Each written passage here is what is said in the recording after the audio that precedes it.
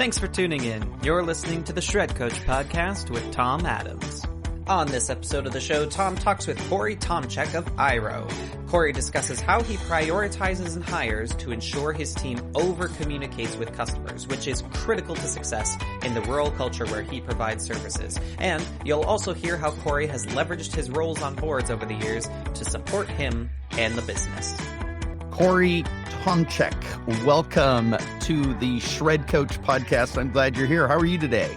I'm honored to be part of this. Thank you for the invite.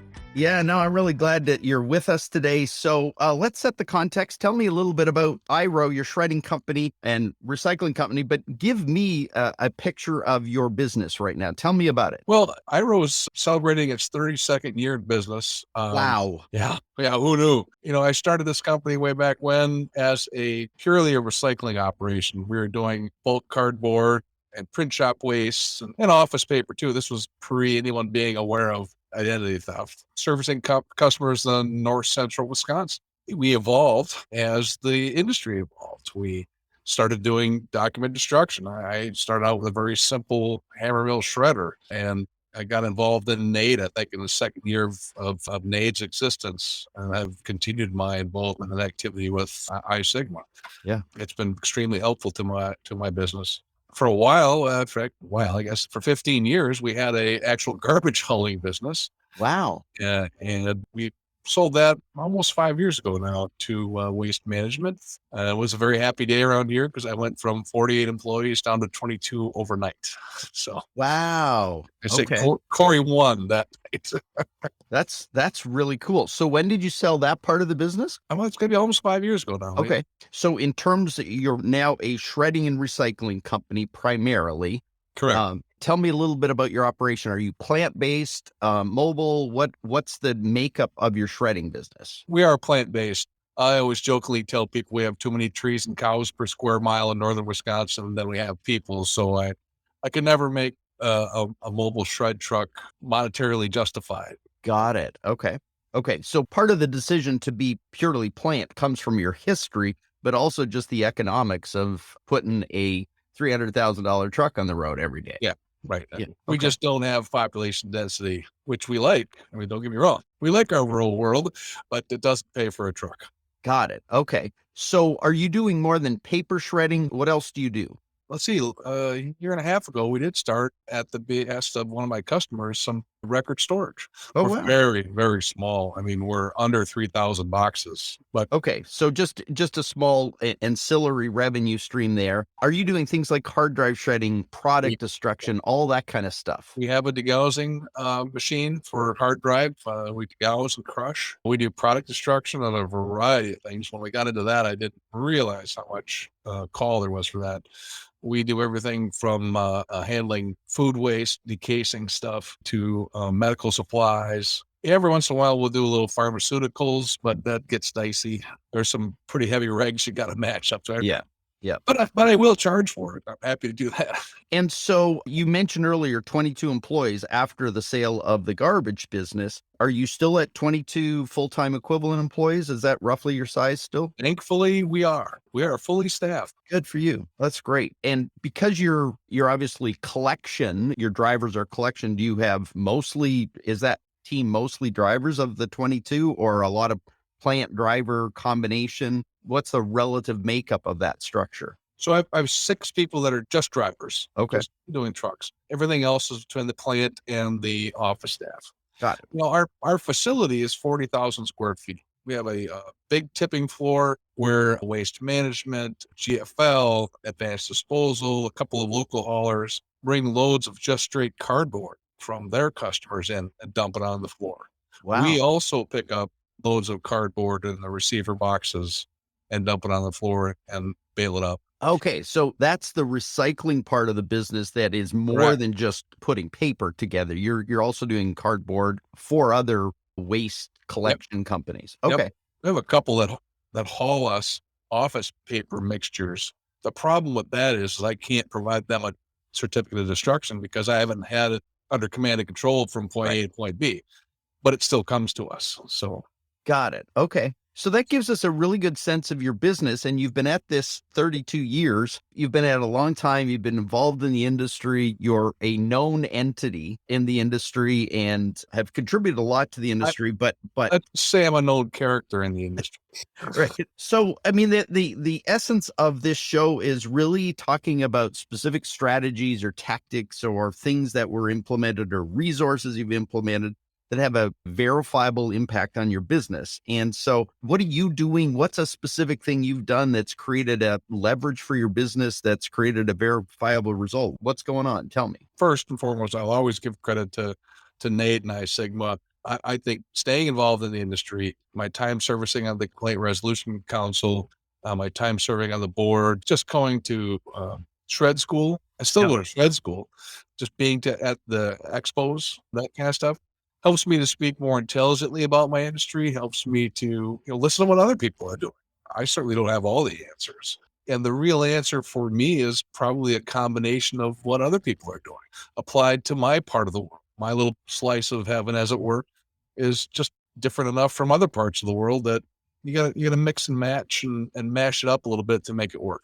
Right. That's a huge part of it. So the other thing is knowing that little slice of the world. People in northern Wisconsin, you like to know what they're dealing with. When they pick up the phone, they like to know you're experiencing the same weather that they are, and they like to be able to communicate. And so say we get a foot of snow, we're going to go down that truck route and call every customer, say, hey, we may be late. We may not get to you today. We got to talk to the drivers, and everybody appreciates that, understands. And as long as we're communicating with them, they really don't care for a day late or something like that. So I think customer communication, customer interaction is key. So was there a deliberate decision you made about being over communicative versus traditionally what a lot of businesses do is just, well, there's weather today, they must assume it. Has there been a process that you've engaged that's taken you from being whatever happens to being obsessive about this? And maybe that's not the right word, but it sounds to me like you're really focused on it in a great way. I want them to know that we think about them, that we value them as a customer, that we're going to take the time to make that simple phone call. It may be just seconds, but it might be that hey, when you come, could you also do this? It just adds that personal touch and lets them know that we're humans running a business and we're serving their business. So right. So you've talked about that in light of the emergency or the last minute change that often comes with weather. But how have you leveraged that local awareness of your unique marketplace that doesn't look like a big city, that doesn't act like a big city in terms of that relationship to communication? What else are you doing that's specifically leveraging that unique hometown connection? Well, I don't know that I can put my finger on that anything more than just being able to talk to people. We're small enough that, I could see a couple of my largest customers out for a Friday night fish fry in a local restaurant. We're certainly going to run into them at community events. So when you're talking to them, what's really fun is when I'm out wearing my logo wear of some kind and someone says, you work for IROW? And I said, yeah, I do work for IROW. I said, oh, well, I talked to your dispatcher, Michelle. She's so nice. She lets us know everything that's going on. I said, I'll let her know that. And then they ask what I do. I tell them I work for Michelle. So how do you train your staff to do that? Because it's easy to talk about. And a lot of times what I see when I talk to owners is it kind of naturally brews out of you because it's your business. But when you've got staff that you're bringing in, how do you get them to know, don't just hang up the phone. I want you to hang out. I want you to be overt and expressive about what's going on. How do you get the staff to get the same belief that you have? It starts when you hire them. When I hire someone, I can teach anybody the mechanics of any of these jobs. Nothing we do is that technical. Right. So I got to find the person that's going to fit my organization, has the personality that I'm looking for, and just try to match them up. My interviews are very unstructured. They're more of a conversation like this. So I get to know who that person is, get to know little bits about them. And in the back of my mind, I'm always trying to figure out how that's going to apply, how their life experience is going to apply in working here. Got it. So it's really a hiring process that gets the right people that are aligned with the way you think, the values, the predisposition that you've talked about, which is to be overly communicative because that's what fits your local culture, not just a business culture. And it's a trap too, Tom. It's when we get a new person, and one of the first mistakes that they make is they want to give someone an answer, but they may not have all the information to give the right answer. So you just got to grin and bear that and help people get on their feet. But because we have a communication focus, I might call people back, hey, so-and-so told you this, but they really didn't understand that X, Y, and Z has to happen first, and we're not going to be there until Tuesday. Oh, well, thanks for the follow-up. So if you're uber communicative, when you do have that crisis or we do have that problem, it's not a big deal. Right. Got it. So what else are you doing that really leverages business success, business results? I've got a great sales lady. A lot of people know Cindy Schaefus does her sales work. She's out and about in the community way more than I am. She's probably the first face, and I'm the second face on IROW. And I also tell people I work for Cindy because she gets stuff done. I facilitate for those ladies. Right. That's my job, So we're out in the community. We're active in the Chamber of Commerce, any kind of event that we can help. We've done all kinds of nutty things. We staffed the kids' play area at a local event. It had nothing to do with our, reaching out to our customers. It said nothing about us other than we all had logo we're on, but people recognized it, so, right. And they knew we were there to support. So. Yeah, it sounds like, though, with 32 years of history, the brand becomes somewhat ubiquitous in the community. And then it is. Yeah, but a brand is often, when you think about it, a brand is often a promise, right? A Sure. lot of times a brand is a promise, but you can't keep screwing the brand up. If the promise is we're communicative, we're engaged, we're involved, and you break that promise, then that has detrimental effect in your business, obviously. So from that perspective, what other things do you do with your team? Because you've got a pretty big team, 22 employees isn't a small operation. Turnover can be high, but you've got drivers out in the world. You talked about the two ladies that are really important cogs in your wheel that you work for, but what about your team? Like, how do you make sure that they're top of their game? The guys working the balers out in the plant, they know that I'll get right in and help them if there's a problem, if there's a breakdown. I'll go a couple of days without seeing everybody on the plant floor, but I'll never go a week without talking to somebody on the plant floor. They've all seen me driving forklifts. They've all seen me working the conveyors. They've all seen me working with the trucks. Just making sure that I'm not the guy that's sitting in the office every day or going to a lunch or something like that. I'm involved and I hear them and I talk with them as much as I possibly can, because without them, I'm nothing. I'm too old to be the guy hauling the bales every day after day like when I started, but. Right. So where are you hitting walls with your approach to over communicating, making sure you're connected in your community? Where do you hit obstacles to that? You talked about sometimes your staff might not know all the steps and they try and over communicate, but where else are you feeling like you hit walls with that? I don't think I am. Okay. I think it's served us very, very, very well. We've had guys screw up and miss customers or not read the paperwork right and didn't do everything they were supposed to do. But if they know that they can talk to me, or they know they can get to Cindy, or they know if they get to the office staff that I'll call back, it doesn't turn out to be, the end of the world. Right. So you've created, it sounds like, a lot of goodwill in the community as well, because screw-ups everybody can handle, but daily screw-ups is different. But if they're daily screw-ups, Cory's not happy and everybody around here is not happy. Right. Right. So is there anything else you are leveraging or adding to your business now that feels like it's creating better results for you than, say, you were doing 3 years ago? Are there new activities or engagements that you're doing, or strategic implementations or tactics? What else may you be doing that's creating better results for you right now? Well, right now, the better results, on the bottom line are just the fact that scrap paper is worth a lot more money than it has been a long time. Right. That's just it sounds like you're putting a lot. It sounds like you're putting a lot through the machinery, so that's a good thing. Yeah, we're 1,000+ tons a month minimally, so wow, we're okay. I'm pretty proud of that, being in the rural area that we are. That's amazing. Yeah, that's really cool. I dug into your history a little bit on LinkedIn, and while you've been at IROW for a long, long time, obviously, 32 years, What's really interesting to me about your history is it's punctuated with board engagement. So I think, not only iSigma and NAID before that, other associations like ISRI, right? Which is the, Sure. It's just scrap recycling industries. Yes. yeah. So you've got that, and then you've got the chamber, and then you've got schools, and then you've got political athletics, community. There's this big history with you of board activity.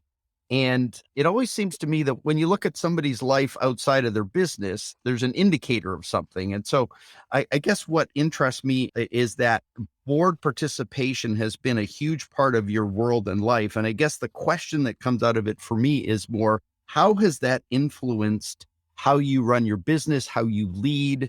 I mean, you kind of indicated a little bit about your historical stuff with NAID and iSigma and the importance of that, but I'm coming at that from a different angle. It's how has board membership, board affiliation, being on a board affected leadership and your business? How would you respond to that?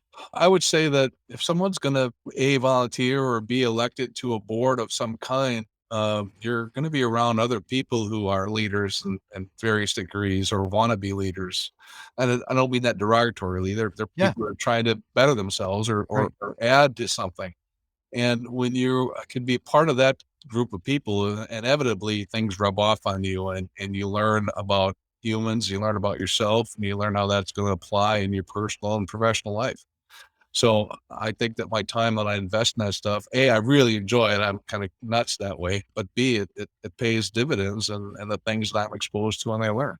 Yeah. So can you point to something specific in how you run your business that's a direct reflection, not of what you learned from somebody on the board, but the act of being on a board? Is there something that translates from that board activity to running a business? Well, it's pretty varied. That could be if your board has employees that you report to. So, like the school board, we had a lot of employees. We had a lot of human resources issues to deal with, and interaction with the employees as a customer and the parents as a customer. You just learn things that you weren't Yeah. exposed to in a smaller business. It could be the business connections and the people you run into and the people you talk to. Wow, that's a thick question. No, I know it's a thick question, but it intrigues me because you've been so engaged for years and you just don't, a lot of times as someone reaches the end of their career or they've built a significant platform in their career, they start getting, but you've had it through your whole existence. It's such a unique perspective, I think. And I was just intrigued by it. And sometimes you don't think about it. You just go do your stuff. But it just intrigues me sometimes when you have the kind of history you do that I wonder, do you do Robert's Rules of Order in your meetings, Oh, like your business meetings or? no, I'm a kind of a Robert's Rules nut because, properly applied Robert's Rules of Order really puts a framework together for being an effective meeting and an effective organization. Right. Now, not a lot of people understand that. I seem to have a knack for it. I've been able to teach people about it. I've been able to help people move forward with that stuff. But Robert's Rules, generally, when people are first exposed to it, kind of pisses them off because it's a structure and it's somewhat limiting, but it's also focusing at the same time. And it's meant to keep people focused on the task in front of them and take some of, not all, but some of the interpersonal biases and I can't think of the right word, but it tries to take some of that out of it so that we're really making a decision. Now, in a small business, day-to-day operations, there's really not that much of a place for Robert's Rules of Order. So Right. Because we're a benevolent dictatorship often as a business owner, and we don't operate from the same structure rules. But right. no, I just think it's really intriguing, and hence the reason I brought it up with you. Well, So I'm also a slow learner. I keep getting suckered into things. well, is there any other things that you'd like to share in terms of success of what you've done? And if not, we'll call this. I really appreciate you processing this with me and talking it through. Being on this show is an honor and a success for me. I mean, for someone to think I have something to offer is an honor for me. So I do thank you for the time and thank you for calling. I appreciate you doing that. And I just believe that 32 years in the business almost proves that you've got something together, because most businesses die in the first 5 years. So if you can make it 32 years, you've made it like almost 7 units of 5. So there's something good going on. I just really appreciate the contribution you've made over the years in our industry, in the shredding and information security industry. And I think you've been a huge proponent of it. And I appreciate that. And I appreciate you being on the call with me today. Thank you, sir. Thanks again for listening to the Shred Coach podcast with Tom Adams. Make sure to tune in every week for a brand new $10,000 strategy or idea from trusted shredding and business professionals.